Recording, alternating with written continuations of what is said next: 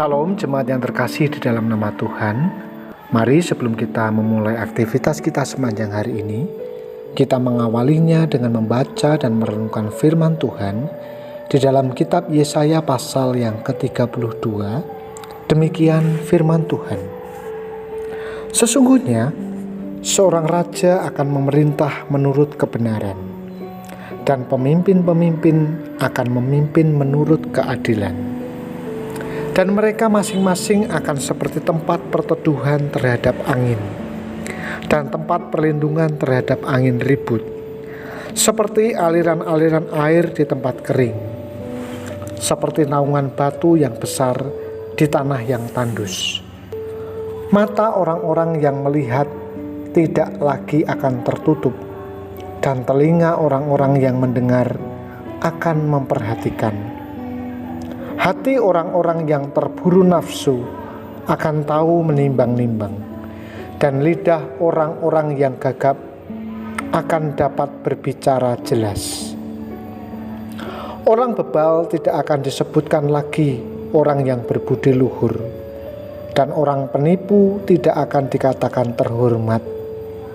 Sebab orang bebal mengatakan kebebalan, dan hatinya merencanakan yang jahat, yaitu bermaksud murtad dan mengatakan yang menyesatkan tentang Tuhan. Biarkan kosong perut orang lapar dan orang haus kekurangan minuman. Kalau penipu, akal-akalnya adalah jahat. Ia merancang perbuatan-perbuatan keji untuk mencelakakan orang sengsara dengan perkataan dusta. Sekalipun orang miskin itu membela haknya, tetapi orang yang berbudi luhur merancang hal-hal yang luhur, dan ia selalu bertindak demikian.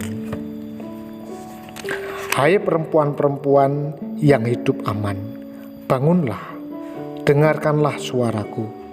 Hai anak-anak perempuan yang hidup tentram, perhatikanlah perkataanku. Dalam waktu setahun lebih, kamu akan gemetar, hai orang-orang yang hidup tentram.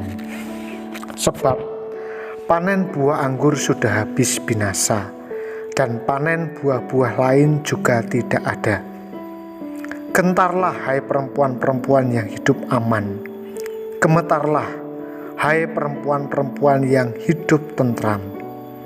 Tanggalkanlah dan bukalah pakaianmu. Kenakanlah kain kapung pada pinggangmu. Ratapilah ladangmu yang permai, dan pohon anggurmu yang selalu berbuah lebat. Ratapilah tanah bangsaku yang ditumbuhi semak duri dan putri malu, bahkan juga segala rumahmu tempat bergirang-girang di kota yang penuh keriaan. Sebab putrimu sudah ditinggalkan, dan keramaian kotamu sudah berubah menjadi kesepian. Bukit dan menara sudah menjadi tanah rata untuk selama-lamanya, menjadi tempat kegirangan bagi keledai hutan dan tempat makan rumput bagi kawanan binatang. Sampai dicurahkan kepada kita roh dari atas, maka padang gurun akan menjadi kebun buah-buahan, dan kebun buah-buahan itu akan dianggap hutan. Di padang gurun selalu akan berlaku keadilan, dan di kebun buah-buahan akan tetap ada kebenaran. Di mana ada kebenaran, di situ akan tumbuh damai sejahtera, dan akibat kebenaran ialah ketenangan dan ketentraman untuk selama-lamanya. Bangsaku akan diam di tempat yang damai, di tempat tinggal yang tentram, di tempat peristirahatan yang aman. Hutan akan runtuh seluruhnya, dan kota akan direndahkan serendah-rendahnya. Berbahagialah kamu yang boleh menabur di segala tempat di mana terdapat air, yang dapat membiarkan sapi dan keledainya pergi kemana-mana. Bapak, Ibu, dan jemaat yang terkasih, Beberapa waktu yang lalu kita telah memilih pemimpin, baik presiden maupun pilihan legislatif secara langsung. Kita tentu berharap agar orang-orang yang dipilih untuk melaksanakan tugas nanti dapat melaksanakan tugas dan tanggung jawabnya sesuai dengan kehendak Tuhan. Kita mengharapkan terjadinya perubahan positif di berbagai segi kehidupan bangsa kita. Nabi Yesaya yang menyaksikan pemerintahan 4 tahun Yehuda, kalau kita membaca dalam Yesaya 1 ayat 1, memperoleh penglihatan tentang kemunculan seorang raja yang adil, yang akan memerintah menurut kebenaran. Kita membaca ayat 1a tadi. Raja adil ini membawa pengaruh kepada para pemimpin di bawahnya. Kebenaran dan keadilan para pemimpin digambarkan bagaikan tempat perlindungan dari angin ribut, aliran-aliran air di tempat kering, dan naungan batu yang besar di tanah tandus. Maksudnya, rakyat memperoleh perlindungan dan rasa aman. Hati yang merencanakan kejahatan, akal yang merancang perbuatan keji terhadap orang lemah akan terbongkar dan tidak lagi ditutup-tutupi. Siapakah raja adil ini? Tidak satupun raja-raja Israel atau Yehuda yang sepenuhnya menggenapi gambaran ini.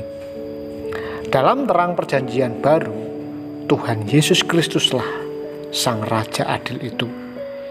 Di dalam rohnya tercurah penuh. Roh dari atas ini akan mengubah padang gurun menjadi kebun buah anggur, dari tempat kering menjadi subur, menyebabkan keadilan berlaku di semua tempat, bahkan di padang gurun, menimbulkan damai sejahtera, ketenangan, dan ketentraman.